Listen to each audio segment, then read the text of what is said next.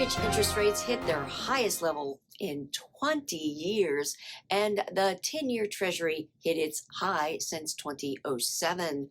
Fewer homes came to the market over the past week, and today is Friday, October 6, 2023.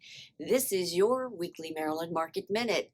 I'm Kimberly Barton, broker-owner of Kinetic Realty, Maryland's indie boutique brokerage. As your local real estate expert, I bring market updates to you every Friday so you can stay in the know. Be sure to subscribe and let me know what you want to know.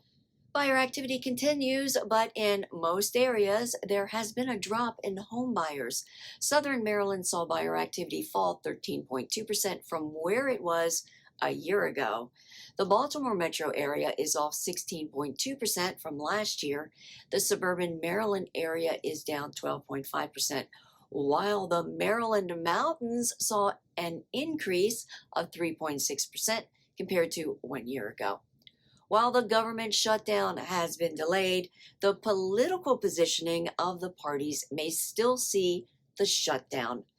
Consumer spending is softening, and unemployment is still not where the feds want to see it. At 3.6% this past week, they would like to see it closer to like 9%. And with their push to stem inflation, to stall the economy, they may see that recession that they actually desire come true. We've been here before, and it's not going to be pretty, but a lot of people will be making a lot of money when that happens. Hold on, stay tuned. Meanwhile, fewer homes are making their way to the market. 911 homes are coming soon. 1,591 homes hit the market over the past week, a drop from last week.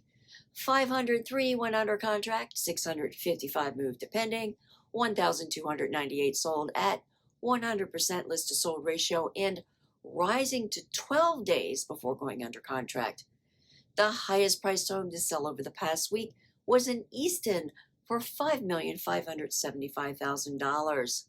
Rentals available rose to $2,377 at $2,400 per month and rising to 21 days before leasing. That's a wrap for this week's Maryland Market Minute for Friday, October 6, 2023. Thanks so much for tuning in. Enjoy your weekend, and I'll see you next week. Take care.